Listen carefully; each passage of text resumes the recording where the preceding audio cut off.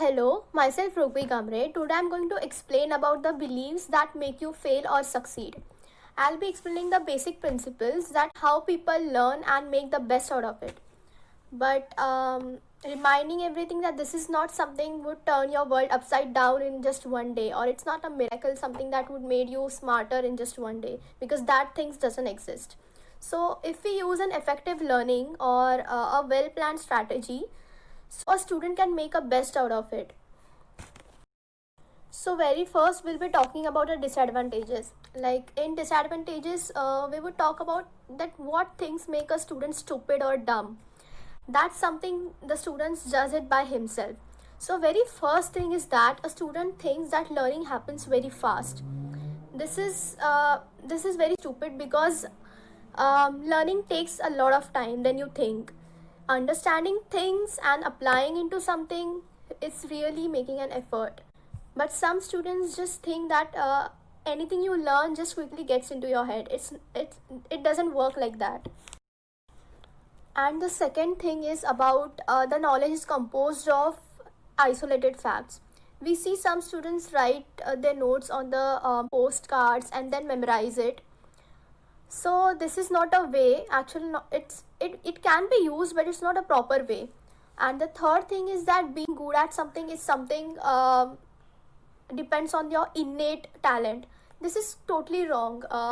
If we talk about a father who is good in maths, so that doesn't mean his kid would be also good in maths. There are things which the person is not good at, and he thinks by himself that it would never happen. So if we take an example, if a student comes to a teacher, he tells him he's not good in maths. So the teacher won't reply, a better teacher won't reply actually that okay, so you won't do it anytime. Actually, a student can do the things, but he mentally thinks that he can't. And the second thing is about the knowledge is composed of isolated facts. We see some students write their notes on the postcards and then memorize it. So this is not a way. Actually, no, it can be used, but it's not a proper way. And the third thing is that being good at something is something depends on your innate talent. This is totally wrong. If we talk about a father who is good in maths, so that doesn't mean his kid would be also good in maths. There are things which the person is not good at, and he thinks by himself that it would never happen. So if we take an example, if a student comes to a teacher, he tells him he's not good in maths. So the teacher won't reply, a better teacher won't reply actually that okay, so you won't do it anytime. Actually, a student can do the things, but he mentally thinks that he can't because currently he is not good at the thing, so he might think he won't do it anytime. But that's a wrong thing. If we put efforts into something which we don't love, we can surely make through it, but it also needs some skills and something, and you need a mentor to it. And the other thing is, the fourth and the last thing is that people think they are very good in multitasking. I think multitasking is a very negative point if we talk about learning and studying, because just think, in 1 hour you want to study, you want to do other things, you can't do it all together. And in multitasking, no one is ever good at. While you studying, you are also handling your social media sites, you are also texting someone, you are having food, and all the distractions you are having with you all. And during this time, you can't even focus on a single thing.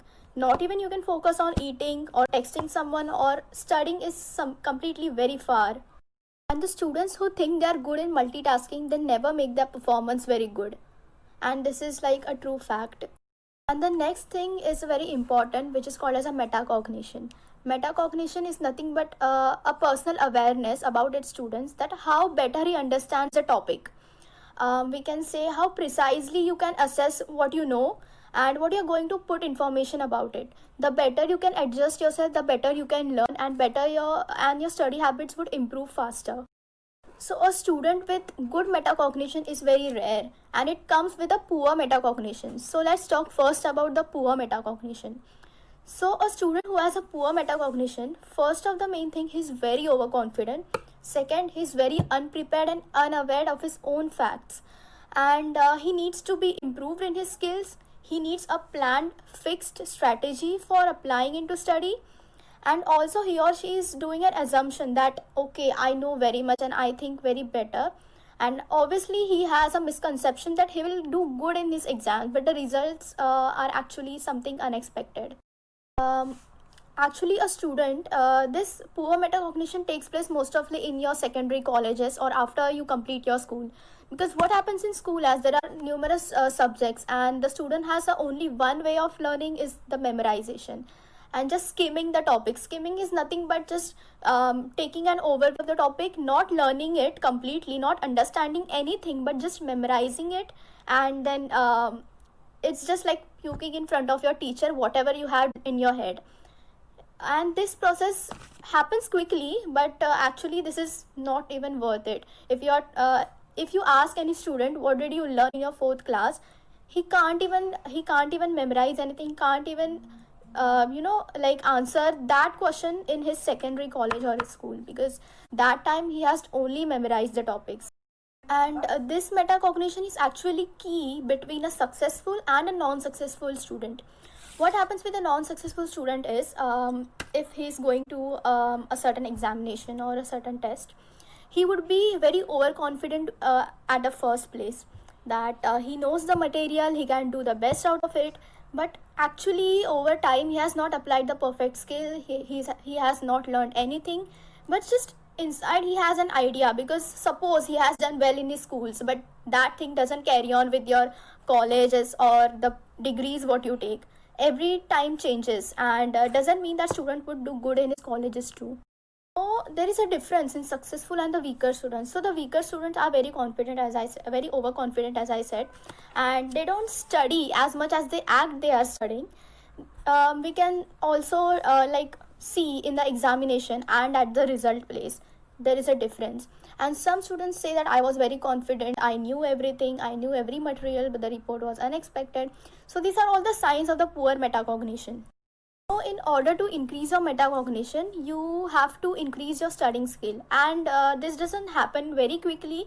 This process is very very slow. It takes months to improve your study skills, and that time when you are completely done, when you're completely fixed on your studying strategy, trust me, you would make best out of it. So the next topic is on what students should understand about how people learn. So there are several points which are divided into 5 groups. So the first is the intention and desire to learn. The second is paying close attention to the material as you study. I'll be just naming the topics and I'll explain them further. So continuing, third is learning the way that matches your own learning style. The fourth is the time you spend studying, and the fifth is what you think while studying. So comparing all these things into one, if we club, so there are levels of processing. I'll tell you how. So the level of processing, just imagine an diagram in your mind, that there is a deep thinking below and there is a shallow thinking above, which is divided by your memory. So what shallow thinking consists? Shallow thinking means you are just reading meaningless concepts and just memorizing the definitions. You want to puke in something, or you just want to write it without even understanding the meaning. So that comes under the shallow learning process. And the deep learning process is something where you understand the actual meaning of the topic, and also you find the related information about it. There is always something between your deep and your shallow learning, that's your memory, and that makes a difference. As we can talk about shallow learning, we learn mindlessly. So after coming to this conclusion, if we talk about every 5 points which I said in the beginning, we have to mark what is correct and what is wrong. So let's try it with the first point, which is the intention and the desire to learn. So if we talk about people, everyone has a different intention and desire. The main thing is there is a difference between an intention and a desire. So desire is something what we truly want, and intention is something that we have to put the things in, and which involves the acknowledging the desire. It is linked actually to a desire. So every people has its own way and there is difference. So the first point is actually a wrong thing. So let's come to the second one. Second is the like paying close attention to the topic or the material which you are learning. So even this is wrong, because if we talk about different people, and we have to put something and we have to put our own efforts, and there's like not everyone pays a complete attention, and also some disadvantages are there of putting the complete. We also have to study the related topic, so this point is actually a wrong thing. Let's come to the next one. And the third is learning the way that matches your own learning style. Sometimes this things doesn't work, because of the place, because of the time, because of the material, or anything, any distraction would come. So you don't, in every subject you don't have to apply the same style. It fluctuates, right? For, if we give an example, in psychology, or in, if you're studying an anatomy, you need different styles of learning. The same thing won't work here. So this thing is also a wrong. The fourth is the time you spend while studying. So even this is fluctuating. There is no proper conclusion with this, and the way, and also the time is different for every topic, every material, and every subject. So this is also a wrong thing. And the next one is what you think about while studying. So if we talk about this one point, so there is something making out of it, like if we talk about what do you think, what do you actually think while studying. So while studying, gotta focus only in studying and not on the other things, and this thing is actually applied to everyone. So this is the point which we can consider in this. If we see the first 4 points, which are not according to our will, which are not matching our will, so that doesn't come what we want to study in this topic. So if we talk about the fifth one, yes, that is something which can be concluded in this topic, because actually there is something interesting on what we think while learning. So actually while learning, we gotta think only about what's there in your note or what's there in your paper, and not something else. Like, there is a perfect example of multitasking. You gotta keep 100 books in front of you and you're gonna learn one book. It doesn't happen, right? So this is only the difference of the 5 main points, and which can be concluded. Hello sir, I am Aniket Badal Singh Rajput from Group 2nd, Subgroup 1st. As my friend Rugvi explained the section of how to the most of the studying cognitive principle for optimizing and learning. Now I continue to explain the principles for studying and taking notes from the section that we study in our classroom. We should study for so many hours, but we doesn't get the point. We doesn't remind which section we had already studied. We have learned from the teachers or classroom. So there are some basic steps to remember or to recognize the section of studying. So first, my section is here to cognitive principle for optimizing learning. As the Professor Stephen Hughes explained from the Stanford University, the principle of achieving deep processing. It includes some steps that is elaboration, distinctiveness, personal, appreciative. Sir, in the elaboration, there are some concepts. How to this concept related to another concept. So we use here the cognitive map or the arrow through in the diagram that related to concept. We can't miss some section while studying. As the before we are student from medical section, we study anatomy and another basic subject here. If we just an example, I'm explaining the elaborative method. While we studying the anatomy section, if we drop the section from joints, we couldn't connect the muscles to the joint, and if we drop muscles, we couldn't connect any nerve, any fibers that connected any muscles that the section. So it's a basic step for elaboration. There is another section is distinctiveness. The distinctiveness is how is this concept difference from the another concept.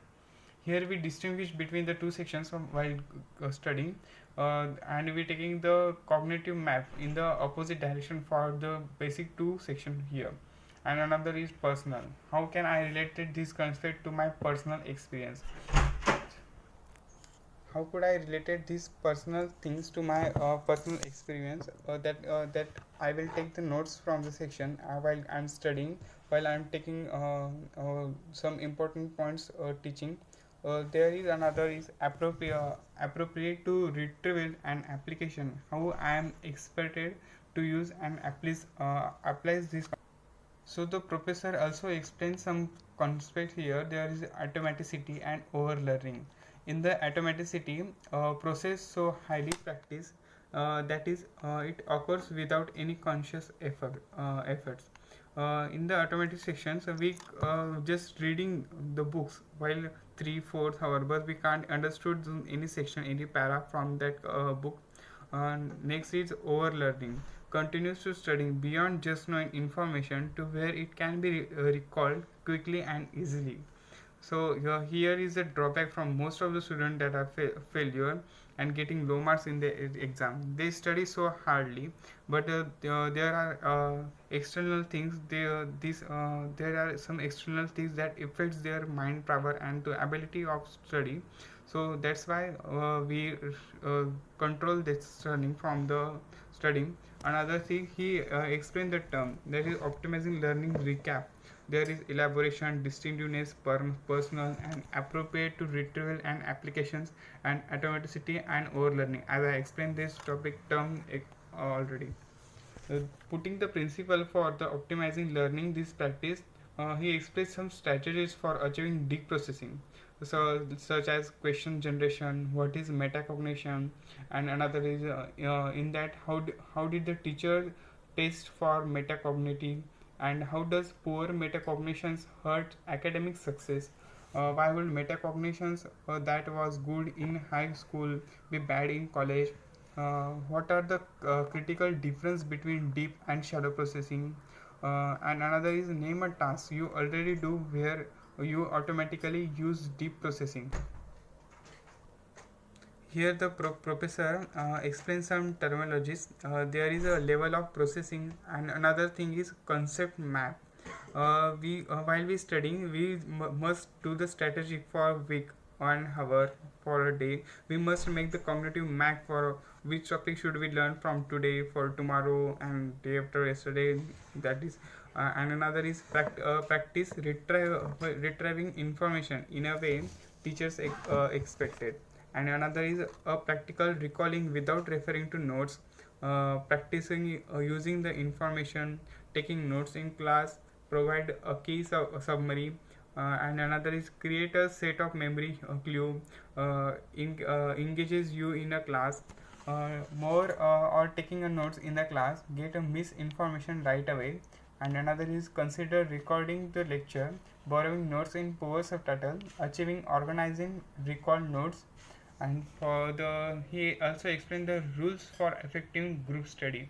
When we study in the group section, if some student knows some sections for goodly perfectly, we can study, we can get recalled rememorize from that student. So there is a set of goal and agenda, and set criteria for participation, keep ultimate goals of learning in mind.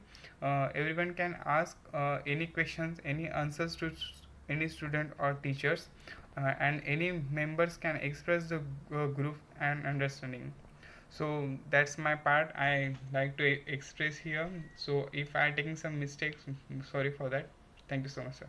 Hello friends, I am Shishir Chaudhary and I am here to talk about how to study long, or rather should say like how to get maximum out of a single study. Like when you study for a single time and get maximum of it, like recognize most of the whole part of it. After all, a student just appeared for exam and he blew it up. Like he appeared in exam and he got a very bad grades. So here are the some things like a student should do and he shouldn't do that some things. Like he should not skip the classes, or he should not start panicking. Like if you just blew up the exam and you are panicking for that only, so this is not a good sign. You will going to be in problem. You will lose your focus, you lose your attention to that subject, and you will lose everything that you can do or achieve if you are not panicking, man. So stop panicking startly first. And the second is, Like bro, you should stop the bunking of the class. Like you should not leave the class, you should attend each and every class. Like what happens when a student got bad grades now, he just keep on bunking the classes and studying for the class which he is not well. So he don't do that, don't bunk the classes, man. And what you can do is like you can do examine on your own self. Like you can check or examine your paper firstly yourself. Like you have to check yourself on like what you have done and what you haven't done in the exam on the paper. Like just be honest with yourself, be honest with the and you know what secondly you can do is like get a discussion over the examination which you have appeared, or just discuss it with your teacher that how you prepared it, and how you get into that. So you can do these two things. And the third thing you should do is like uh, just check for the topic whether you have mistaken in the gross topic, or whether you have mistaken it on the third part. You should do is what you can do is like you have to check for your both topics, like whether you are mistaken on the very grossly, or whether you mistaken on on a single topic. So what you can do is like if you have mistaken in the gross topic now, so you should start reading and learning precisely. Keep on learning it precisely means like go for topic and topic and giving it more time. Like just don't read the text, just don't mug up the text. No, don't do like this. Just keep on focusing, start increasing your focus, increase your focus on each and every line, each and every word. And just extract some meaning from each and every word. You got me. Like you should extract and increase focus on each and every single word, then you will increase your gross topic. And you know what, and if you mistaken on a very single topic, then bro you should start learning. Not learning is you should go for line and line. Like if you have mistaken on the highlighted portion in your notes, then bro you should increase your attention. You should go for the learning and writing. You should just not just mug up, you should just understand first. Like it's apply on the both thing, like on the whole topic and on the single topic. It's apply on the both. You should have to increase your focus. Okay. And if you have mistaken misinterpreting something, like then go for your instructor and ask him like how to interpret the instructions. Just go and check the instruction first, then how to change it and how to convert it, then you will achieve good marks on that topic. What else you can do to increase your focus or your marks? Like secondly thing you can do is like just check your errors with your notes. You can check your errors with your notes, and then concern with your professor like how you prepared it and how you made it. You can do it with no you can do it like taking the notes and matching your mistakes. Like if you have made the mistake from the highlighted portion, then you have to be more precise. And if you have mistakes from non highlighted portion or not important portion, then you should increase your focus while reading, and don't read each and every line. You should have to extract some meanings also. And while talking to the professor, tell him that how you prepared for that topic, and what have come across to you while preparing for this, and ask the counter for that. Like ask your professor, what is the counter for that? I prepared very well, and what's happened now? And on the very last second topic, what you can do is like do study or do revive your studying habits. Like whether you just skim over your notes, or rather should say like you just read very fast, or rather you keep on studying with your friends, or we can say is like recopying your notes. Yeah. I would like to talk about recopying your notes, man. You think that you are studying very well by copying your notes again, but what I am saying is like while recopying, or why recopying, man? I say you just read your notes well and learn it very well with thinking and making sense for each and every sentence and each every word. This will be the totally fine thing that you can do with your notes. Don't recopy it. If you are recopying it now, at least just go for senses while recopying it. So processing deep processing, and it can divided in two parts, studying something superficially and studying something deeply. Bro, if you go for studying superficially, then you might be remember if you are having some good learning or cramming memory. But if you go for the deep topics now, then you will be able to remember things for a very long period. Like, here are some students who keep on saying is like, brother, I just want to skip all this process and just I want to achieve good marks. There are some students who just attend the classes, don't go for the notes and copying things. But there are some students who just go for the notes and don't go for the class. They both manage to pass somehow. But you know what, these are not the good things. You should go for the both. You should attend the class and you should go for the notes. Coming on the very last part is, bro, just do develop some plans. Do develop some plans for your studying. Like, commit some time efforts, maximize distraction, and attending each and every class. Set some realistic goals, and maximizing reviewing time, and don't go for the slides. Attend each and every class. Like, what some students do is like, they just bunk for one class and start studying for the other class, and they say, I will read from the slides. Bro, you are getting in danger on the both classes. Attend both class, start reviewing maximum time of your notes, and uh, minimize the distraction while studying. Just keep your phone switch off if you are not studying from your phone, and minimize other section, like stay away from your friends while studying. And that's all. Thank you so much. From This is Art.